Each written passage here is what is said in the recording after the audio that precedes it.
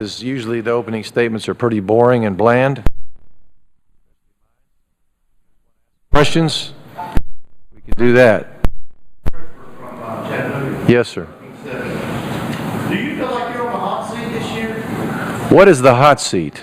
So, if you don't fail to perform Yeah. as expected, you think you... Well, I think that's true of I think that's true of everybody. But I'll say this: in the Butts-Mehre building, there's not any gloom and doom in that building. There's excitement in that building and a great sense of anticipation for this season. I mean, we're all excited that the record is 0-0, and it's a new year and a new season. But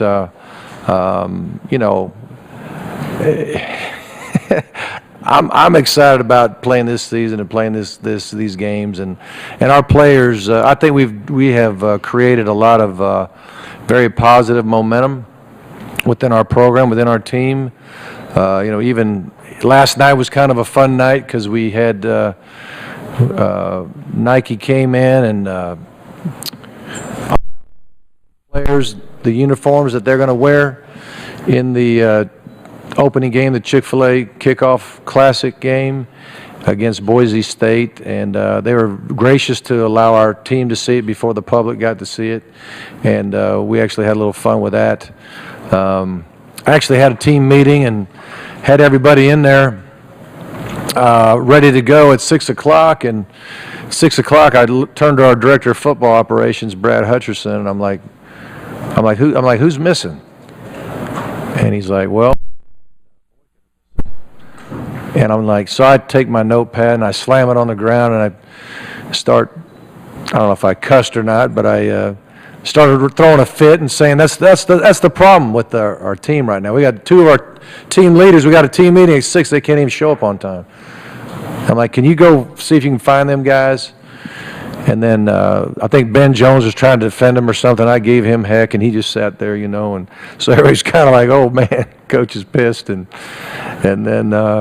then Boykin and walking in of our new unis, and then the guys were like, first they were in shock, and then they really got excited and had some fun, and so but that's just one little thing, but there's a lot of really positive energy in this building, and playing Boise State in game one, a lot of people ask me why would you do that? Well, a year ago, we weren't doing very well. A year ago, we had declined in our record. We had declined in the way people see our program, and the way we were just the way we were being perceived in the college football world. And I'm like, we need to change that, and you can't change that by just playing a team that is not even a Division I football team. You do that by playing a great football team, and I think just the fact that we put Boise State on our schedule really generated a lot of excitement. I had some seniors that were bummed out they weren't going to be there because they knew it was going to be a big day, a big game. It's going to be in the Dome, and it's going to be a special time. And when you play a team that's very capable of whipping your tail, it gets your attention in a hurry. And I think it excited our players and coaches and fans. I think our signing class, the way it, gained momentum little by little, day by day, and then, had a great crescendo at the end with on signing day, and even a couple days after signing day, we got Jonathan Jenkins to come in, who we thought was the best nose guard in America in junior college ranks. I mean, just a lot of really positive things have happened. And I'll say this: there's been a few guys that have gotten off the bus, so to speak.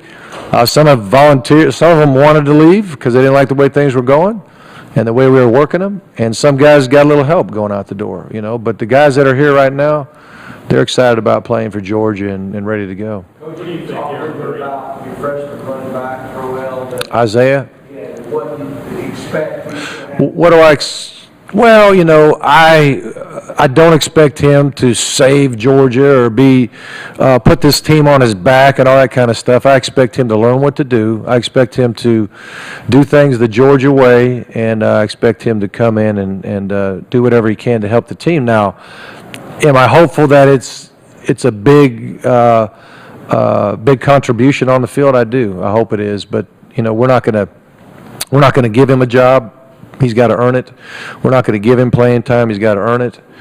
But when you sign a guy who you believe is a very special talent, which I do, you're very anxious to see how he's going to practice, how he's going to compete.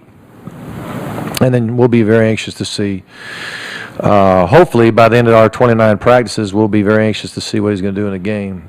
Mark, you talked about Isaiah there.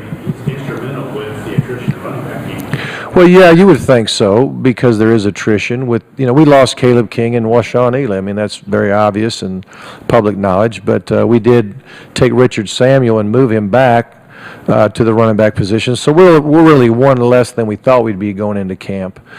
And the thing about Richard he played tailback for 2 seasons for us. He played under this system. He knows the terminology. He knows what to do. He knows how to do it. He didn't forget those things. He's 6'2", 240 pounds, and runs a sub 4.5 40. I mean, he's a man now, and he's physically a man, and he's a mature man. So he's going to bring some stability and some maturity to that position. And I'll say this about Richard: he's not much for dodging people, but that's okay. I've seen a lot of big backs that are just like to, run hard, and when you run into somebody at the end, you want to get yards after contact, break tackles, and if he does get some space, he can take it the distance because he is very fast. So, I think that he's going to bring a lot of maturity to that spot, and we've got other guys that we can put the ball in their hands and they can, move the chains and score points. So we're not going to sit there and say it's Isaiah or bust. It's not that way. I don't want him to feel that kind of pressure, and it's not true. Now, again, if he comes in and scrimmages well, practices well, proves that he can do things the way we're going to ask him to do them on and off the field, then he may make a big splash. I hope he does, but I'm not sitting here saying if he does, Georgia has success, and if he doesn't, we won't have success. I don't see it that way. What do you hope Larry Murray learned from last year to take forward to this year? Say again. What do you hope that Aaron learned? Okay. Well, I hope Aaron learned that the key to winning is preparation. The key to winning is, as a quarterback, is to make good decisions. The key to winning is to create habits that will help you for your entire career when it comes to ball security, ball fakes, decisions in the pocket, all those things. I think he has learned those things. Plus, he weighs 215 pounds today. He's a bigger, stronger man. He's a more mature guy. I know there's not one person in our program that questions his leadership. From what I understand, the summer workouts that him and Ben Jones and Brandon Boykin kind of headed up have been just tremendous. So he learned a lot. But now he had a mindset going into last season where he was a little unsure, and he was thinking in terms of not giving the game away and things of that nature. And what I don't want him to do is go into this season saying, well, now I can go wild, do whatever I want to do and all that. He still has to maintain some of those great habits that he had a year ago.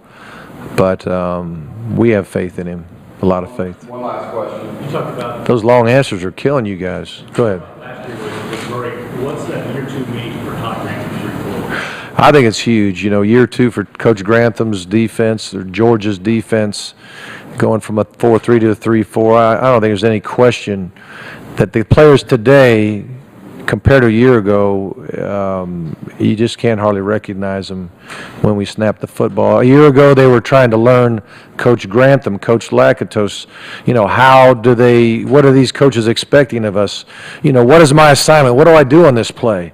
And not so much, now they're to the point where they know what to do. Now they're going to learn. They're learning how to do it better. They're learning to perfect their techniques, and now we have something to draw on experience-wise. When we play game 1, if Boise State does a little something that we didn't prepare for that particular game, but we might have seen it a year ago, and this is how we handled it a year ago. Now Coach Grantham in between series can say, hey, they're doing this, so-and-so did it last year, remember when we did this? And you'll have 80% of the guys nodding their head going, oh yeah, I remember that, so I think all that's going to help. Plus, we had a year to recruit for the 3-4 scheme, and I think that's going to help us too. Okay, onward.